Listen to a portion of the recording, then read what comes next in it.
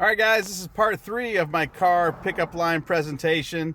I'm basically going over the presentation that I gave this past summer at the Cosmic Summit 24, titled Psuedo-Carolina Bays, and I'm doing this while waiting in line to pick up my daughter from school. It's pretty much the only time I have to dedicate to these kind of things right now. Make sure that you go back and watch part 1 and part 2 if you're not quite sure what I'm talking about here. I kind of already started talking about what Carolina Bays were.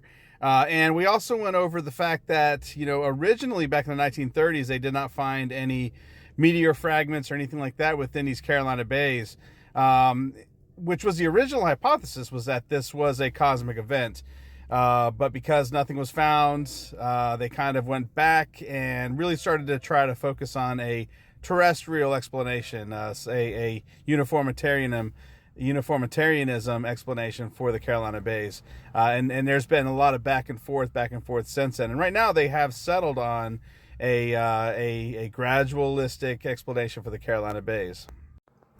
Now, most of that was determined a few decades ago. I mean, back during the 70s, 80s, and early 90s, that was when most of these researchers said, it's just a gradualistic explanation, nothing to see here.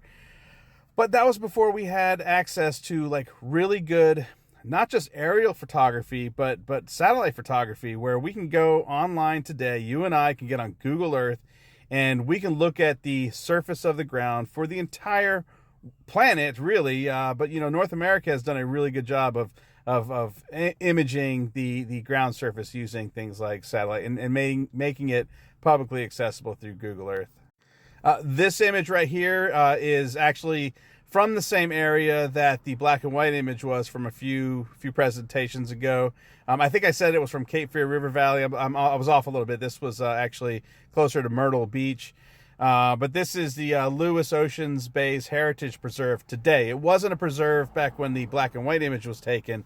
And that's one of the reasons why you can see so many of the rims during that time.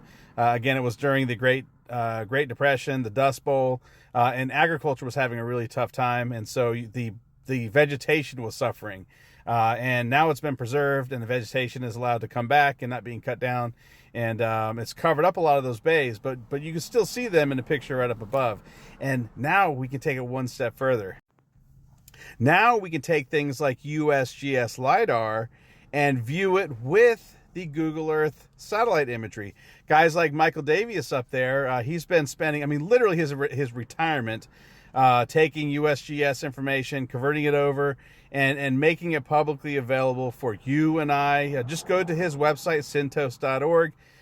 The download is right there. You just a couple clicks away, and all of you can pull up LiDAR for the entire, continental United States, and all of these Carolina Bays, the Nebraska rainwater basins, everything that, archaeological sites, everything that you can even imagine, with not just LiDAR, but colorized LiDAR, where each meter is a different color, up to 10 meters, and then it starts over.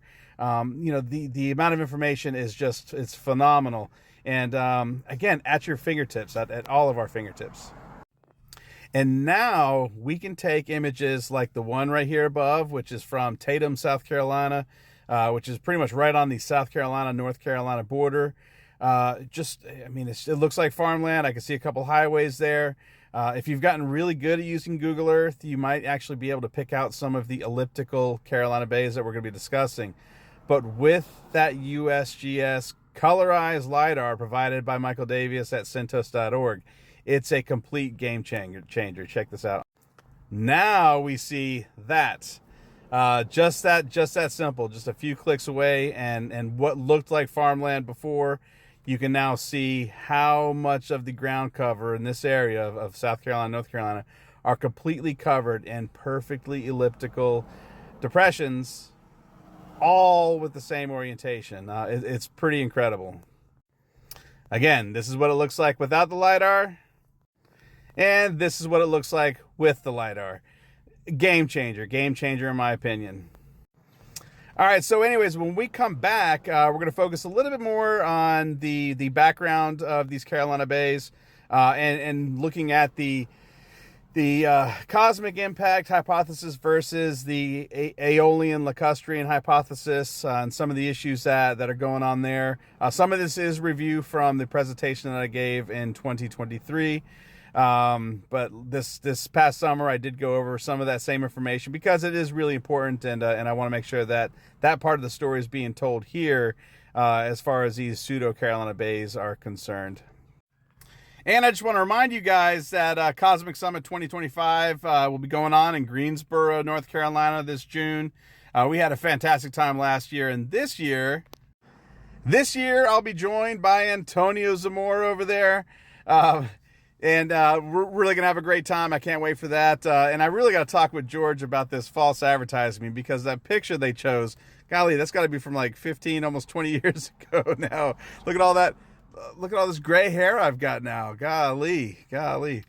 Anyways, it's going to be a great time, and I hope to see you guys there. It's going to be a fantastic time. All right, when we come back, I'm going to be focusing a little bit more on the background of these Carolina bays, and then introduce those Pseudo-Carolina bays. So hang in there. We'll catch you next time. Bye.